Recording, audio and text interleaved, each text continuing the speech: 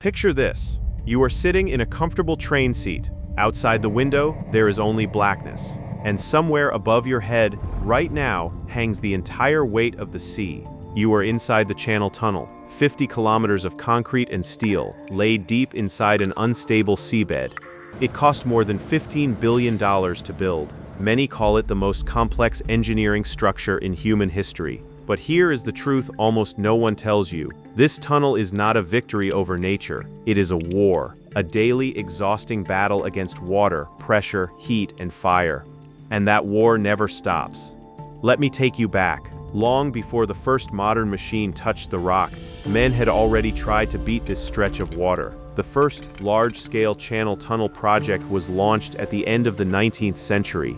British politicians pushed it forward with pride. The conditions were brutal. Workers wore simple cloth jackets. They labored 12 hours straight in damp, stuffy darkness. Stale air reached them through long canvas pipes stretched down into the earth. They swung heavy picks. They set dynamite.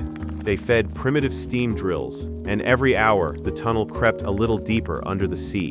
Now here is a detail that sounds almost unreal. While ordinary men choked in the dark, leading engineers held banquets deep underground. They drank champagne in the dim glow of kerosene lamps. Right there, inside the mines, and the workers swore they could hear something above their heads. The surf, the crash of waves rolling across the sea, right over the ceiling of stone. They dug almost 2 kilometers of corridor, 2 kilometers under the water. Then, suddenly, everything stopped. The British government ordered all work to end. Shafts were boarded up with heavy oak planks. The whole project was abandoned, sealed, and left to rot in silence. Why? Fear. Pure, spreading fear. The public was terrified. People believed the engineers had dug into unstable voids beneath the sea. Newspapers screamed that the ocean would break through the thin stone arches. They warned that coastal cities would flood and drown. And there was another fear, stranger and darker. Military generals imagined an enemy sneaking through the earth. They believed an underwater tunnel would let the French army pass secretly beneath the waves, that soldiers would surface in London and capture the city without firing a single shot. But panic was not the real barrier. The real enemy was hidden in the rock itself. Beneath the salt water sat a bed of unstable chalk. It looked solid. It was not. It was riddled with thousands of invisible cracks, soft and porous, like a giant sponge soaked in seawater. And the pressure was monstrous. The water pressed down on the vault with terrifying force. Imagine dozens of passenger cars stacked on every single square meter of that ceiling. That weight, pushing down, endlessly. The instruments of the 19th century simply could not handle it. They could not seal the tunnel against that ocean pressure. And any major crack meant one thing only: massive flooding. Not a risk, a guarantee. 100% certain, so the dream slept. For a full 100 years, no one could find the solution.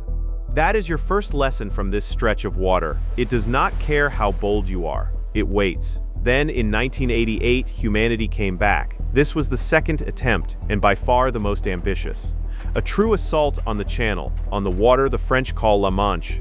The scale was almost impossible to imagine. Builders dug gigantic launch shafts, so vast they looked like small meteorite craters punched into the earth. Down into these pits they lowered the real weapons, 11 giant tunnel-boring machines. 11 mechanical monsters, ready to eat through solid rock. Each machine stretched almost 200 meters long.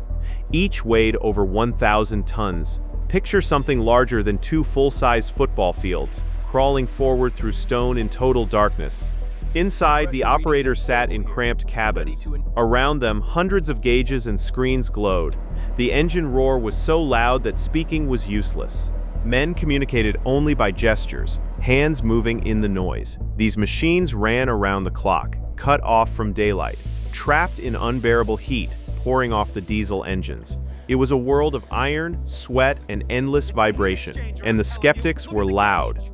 They pointed at the complexity of these machines. Tens of thousands of moving parts, all of them exposed to damp and rust. Their fear was simple. If one drill strayed off course, broke or got stuck, there was no rescue. You could not pull a 1,000-ton machine back up to the surface. It would be trapped forever. Some predicted total disaster.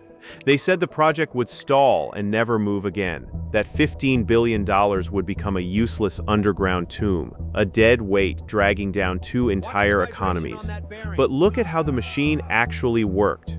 It was not just a drill. It was an autonomous plant crawling through the earth. At the front, a spinning rotor turned. It carried ultra-strong teeth that chewed straight into the rock. Behind it, hydraulic arms went to work at once. Those arms lifted heavy concrete rings and locked them into place. Dense rubber seals pressed into every seam. Trains ran back and forth, hauling out the shattered rock. So the machine did everything in one motion. It cut, it lined the walls, it sealed the joints, and it left behind a finished tunnel. Dry, strong, ready. Now here is one of the strangest decisions in the whole story. When the British machines finished their work, they were not saved. They were not hauled back to the surface. Instead, they were turned nose down, aimed at the earth, and forced to dig their own grave beneath the English Channel. They are still there today, buried under the sea, entombed in the rock. It was simply cheaper and faster than dragging them out. So they rest forever, monuments hidden below the waves. Two teams, two nations, in a plan that depended on one perfect layer of rock. The original plan was elegant. Both teams would drive their tunnels exclusively through blue clay. This dense rock acted as natural waterproofing. As long as they stayed inside it, water could not reach them. For the British, the plan worked beautifully. They pushed forward in dry, controlled conditions. Everything felt smooth. Everything felt safe. Then, just a few months after launch, the French sector flooded. It was violent. Powerful jets of icy salt water shot straight out of tiny micro cracks in the rock. Imagine the blast of dozens of fire trucks, all aimed at once, exploding out of the walls. Visibility dropped to zero. The pumps could not keep up. Workers stood knee-deep in cold, black mud, fighting a flood they could not stop. And the panic returned, exactly like a century before. Rumors spread fast. The stock of the construction companies collapsed. Newspapers ran wild theories. They claimed the geologists had made a terrible error in their seismic calculations. They said the drills had punched straight into a hidden giant underground lake. Experts sounded the alarm. Some declared it was physically impossible to stop the water. They recommended evacuation. They suggested filling the flooded sections with thousands of tons of concrete. In other words, giving up. But the real cause was not a secret lake. It was ancient history written into the stone. Millions of years ago, deep geological shifts reshaped the rock. Off the coast of Britain, the blue clay lay flat and calm, perfect for tunneling. But off the coast of France, that same clay was crumpled, folded, twisted into shapes and broken by countless cracks. The safe waterproof layer had been shattered long before any human arrived, so the French did something remarkable. They upgraded their drilling machines on the fly, in the middle of the flood. They installed airtight locks. They made the mechanisms fully waterproof. In effect, they turned their giant machines into land submarines, sealed against the water, and they fought the rock itself. Ahead of each drill, they pumped a special cement solution deep into the stone. It hardened the ground before the teeth ever reached it, sealing the cracks in advance.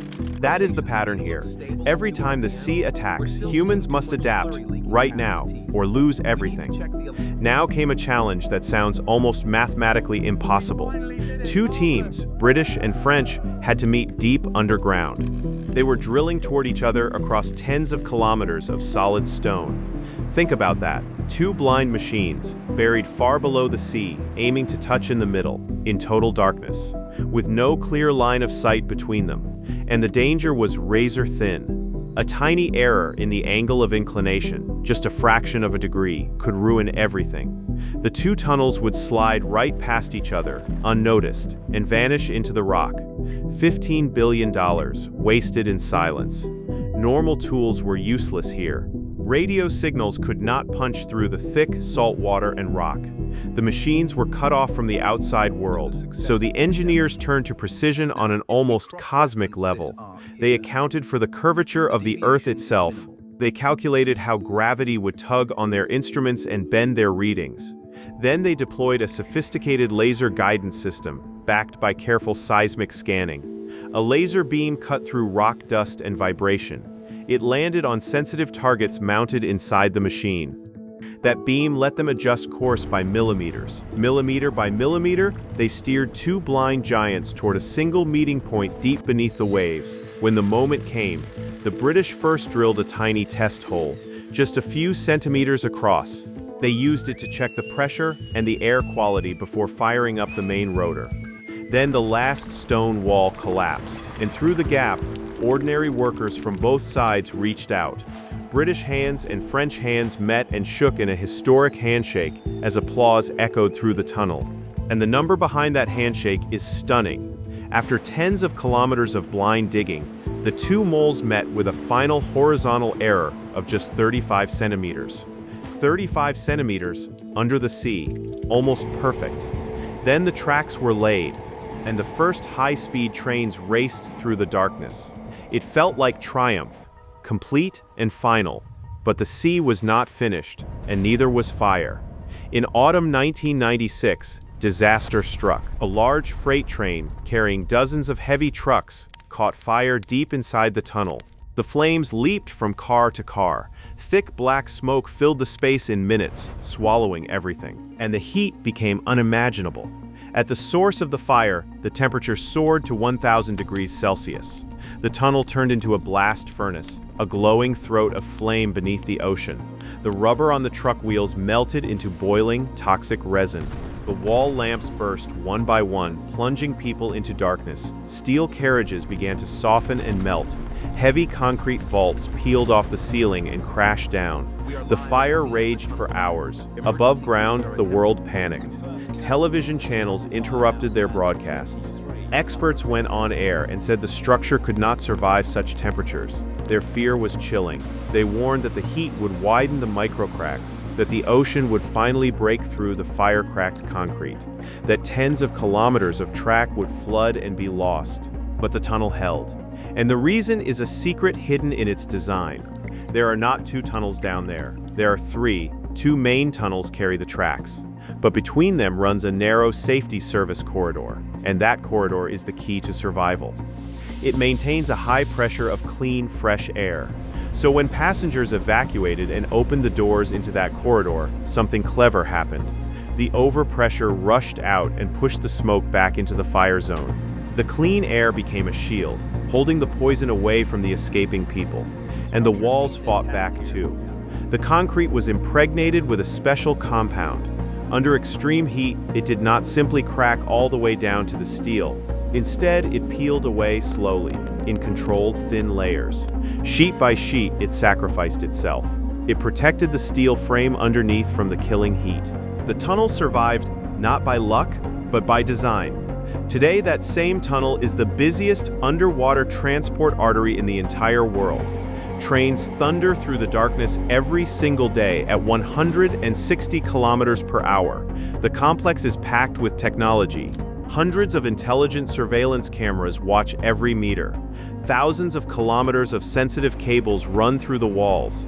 Heavy trucks pour through non-stop, hauling everything from fresh food to electronics. And still, passengers get nervous. Some fear the constant vibration will loosen the concrete rings. Conspiracy theories spread that every train shakes the structure apart, millimeter by millimeter, slowly killing it. But that fear is misplaced. Vibrations were fully accounted for in the design. The rings are not creeping loose. The real enemy is something else entirely: heat. Think about the friction. Metal grinding, dense air resistance, wheels dragging across steel rails. Left alone, all that friction would push the temperature inside up to 50 degrees Celsius, so a unique cooling system runs along the walls.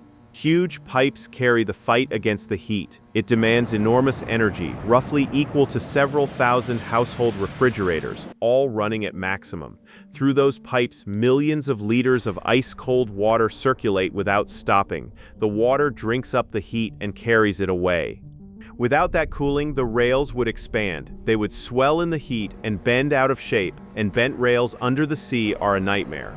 Now go deeper into the hidden technical areas. There, powerful industrial pumping stations hum in the shadows. They have one relentless job. Water is always seeping in. Every single day, tens of thousands of liters of it leak through the rock. The pumps push it back out, hour after hour, forever. And here is the frightening part. If the power failed and the backup diesel generators also failed, the pumps would die. Slowly, quietly, the water would win. The tunnel would begin to sink beneath the sea. That is why thousands of high-precision sensors never sleep. Around the clock, they record the tiniest micro-shifts in the walls, because this tunnel is alive in a sense. It deforms every single day, bending under the ocean tides above it. As the sea rises and falls, the weight of water overhead constantly changes, and the structure flexes with it. So the next time you imagine crossing under the channel, remember what is really happening. Somewhere in the dark, cold water is jetting from the rock, and pumps are shoving it back. Ice water is racing through pipes to keep the rails from bending. Sensors are counting the micro-movements as the sea breathes above. The channel tunnel is not a finished conquest. It is a living organism in a permanent war with the ocean. Remember those men in cloth jackets hearing the surf over their heads. Remember the machines buried nose down forever. Remember 35 centimeters of perfect aim and 1,000 degrees of fire that could not break through.